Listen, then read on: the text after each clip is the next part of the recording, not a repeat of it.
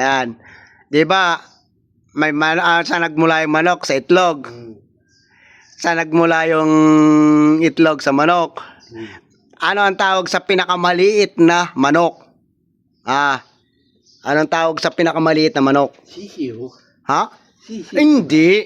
Sisi, pinakamaliit pa. Pugo. Hindi. Ano? Alam mo kung ano? Ano ba? Hirit na kayo. Ay, hindi bandam.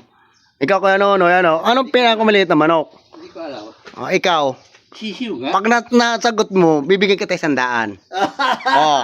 Sige. Mag-isip ka lang. Mag-isip, pinakamaliit na manok, ano? Hindi. Ano?